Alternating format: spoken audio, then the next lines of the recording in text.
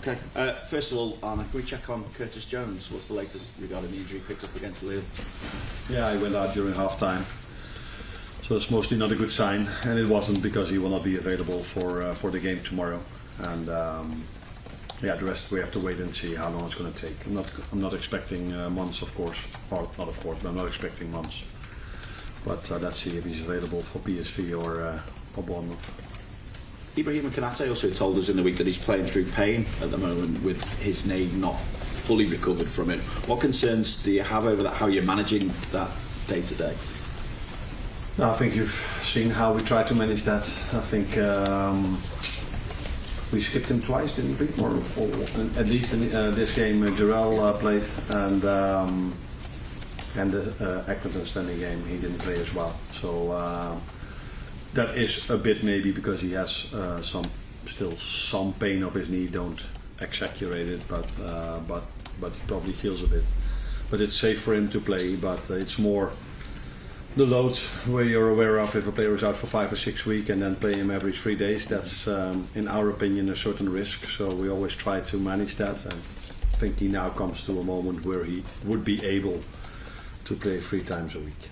Ipswich was your first game in charge. I think back then there wasn't the expectation that you were going to win the Premier League. I think certainly outside the club there seems to be the expectation now that Liverpool are going to win the Premier League this season. So what difference do you see in your side now compared to that first game against Ipswich, if any at all?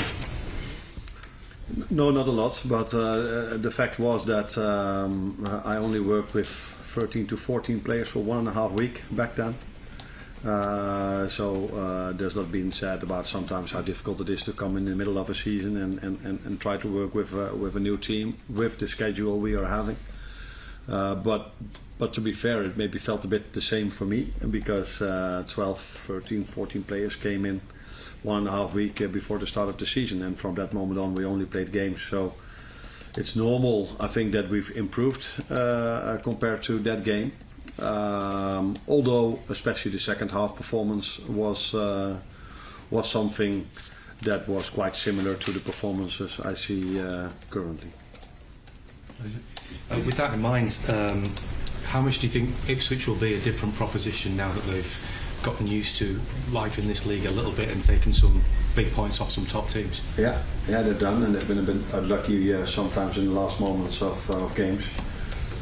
I think I've said this a few times recently that the second half of the season is always more difficult than the first half because some teams strengthen themselves during the winter break. Some teams, of all the teams, not all of them, but many teams work with their manager for half a season, and that normally leads to that a team becomes better.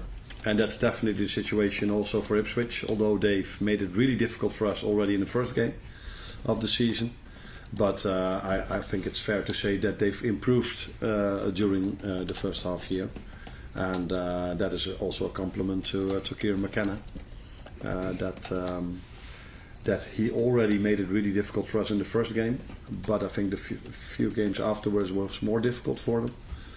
But then at a certain point they've become a very good team that makes it difficult for every team except maybe their last game, which was an exception to the rule. And maybe that was because City was City again. A word that keeps getting repeated again and again in comments about your performances, particularly the one against Lille, was professional. Is that a word that you like to hear when people talk about your teams? Is that something that you'd like to judge yourself on? It's better than that they call us amateurs. Yeah, I think you guys, not till now, it hasn't been asked yet, but the amount of question I get about Mo and how would you describe him, so it's every time you have to find a new word or say something new again, or try to come up with something new. That's a bit similar to what we are doing. So because we're doing so well, many people talk about us, and it's difficult to every time come up with something new. Now, it's been exciting, probably. It's been all kind of words has been used, and at the moment, if I listen to you, the word professional is there. I don't exactly know what that might mean then. Does this mean that we are controlling the game, or okay, yeah, doing everything very business-like? There are no errors anywhere. Okay, yeah, I don't know if it's meant positive or negative. What I see is that we've got a lot of ball possession, that we dominate and control every single game. In every single game, we've got more chances than the other team. In every game, we deserve to win, or if we don't win, we would have deserved it. Except for one game, maybe, and I've said it many times. That was the Chelsea game, where maybe a draw would have been more fair. But in every other game we've played, I think we were the dominant team. Not because we go into a low block and kick every ball forward, because of a certain style. And yeah, it's up to anyone how you would describe that style. Professional, yeah, okay. It's a compliment. Yeah, that's a good thing then. Hiya. Given Harvey Elliott has said this is his club, he wants to stay, and his recent performances, how close is he to starting, and what does he have to do? Keep bringing performances in like he did, and keep working as hard on the training ground as he's doing as well. And I always say to the players, it's not only about you, it's also about the competition you are in. And in his situation, he's in competition with 5 very good midfielders that you know, and there are a few youngsters coming through that are very talented as well, but they are not close to playing time yet. But he's in competition with Wata, with Ryan, with Curtis, with Maka, and with and himself. So these are the midfielders we have at the moment. So he has to bring up performances like he does, and then playing time will probably increase. Increases more. Yeah, will increase. Hi Arne. Ibrahim Konate spoke about aiming to be better than Virgil van Dijk. How good can he become? I think he's already very good. It's a centre back that without him even touching the ball, you already feel quite impressive, because he's so strong and tall. I think one of the things he could improve, in my opinion at least, is his play with the ball, bringing the ball out from the back. I would not say he was poor in that, but he could improve. He could go to another level, and I think he works really hard to improve that, and I already see this improvement. Defensively, he's of the highest standard. I think he's fast, he's strong, he wins duels through the air, over the ground. He can cover for his teammates as well if needed. He can play 1v1 with a lot of space in his back. So defensively, there's not a lot he could or can improve.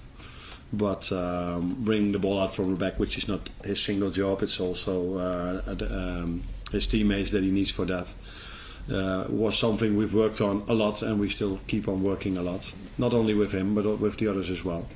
Because from all the ball possession we have, we would like to create even more chances than we are doing now. And that starts from bringing the ball out from the back. Carl? Andy Robertson has been first choice left back for a long time at this club. There's been seems to be a lot of rotation in that position this season. Is that just managing workloads, or is it a sign that Costas' level is starting to improve and provide even more competition? I think both. If Costas was on a completely different level than Robbo, then it would not be smart to rotate in that position or manage the load, because then you drop so far in quality that could be a risk. But I don't know what Costas' situation was last season. I know that he didn't play a lot, but I don't know where he was at which level. But from the moment I came in our tour in the United States, he did really well. So he's proved that he can play in the left fullback position as well. And since we've got now 2 good options, in my opinion, you indeed see that we are managing loads and rotate in that position quite a bit. Yes, that's true. Hi Arne. When Ipswich went to the Emirates earlier this season, Arsenal ended up with 84% possession in the first half. You've spoken just now about the idea of wanting to turn more possession into chances. When a team is so happy to surrender the ball, what's the key to doing that and putting them under pressure by actually having attempts on goal? Yeah, that's not always easy. My former club Feyenoord played during the week against Bayern Munich, and no one would have expected that result. But it also shows you, I think, Bayern had 80% ball possession, how difficult it is against a low block. If a low block works that hard, as Feyenoord did, and Ipswich did as well, to create chance after chance after chance. I think you also see this in back in the days when my assistant John Heitinga played for the Dutch national team, when they then played Gibraltar, or not to compare Feyenoord or Ipswich with Gibraltar, but even lower level like Gibraltar, if they went to a low block it was 10-0.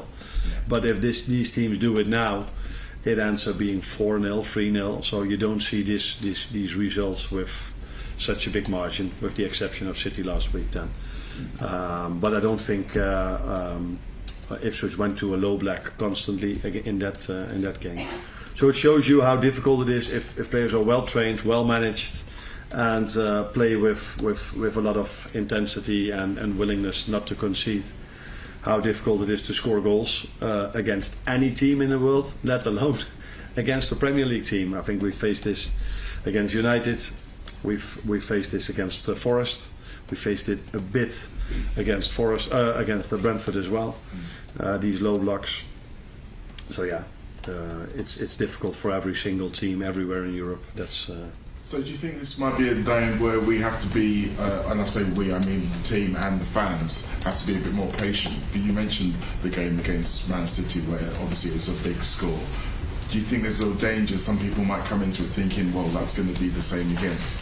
That is difficult for fans, and my father is a fan as well, and when I call him after the game he can also say, it wasn't as exciting as other games of Liverpool when he watched the game against Lille. And then I have to try to explain him that these games you can easily lose if you're starting to force all kind of difficult balls. But he's not always agreeing with me then.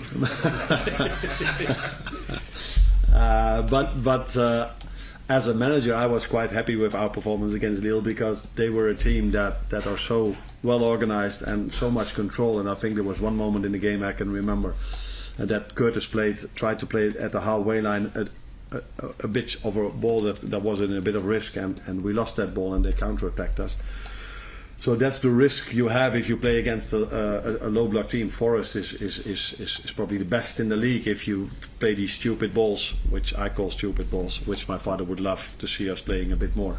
That is the risk of them creating then much more chances, and there's a difficult balance between taking the risk and conceding a lot, or having control, maybe not create as much.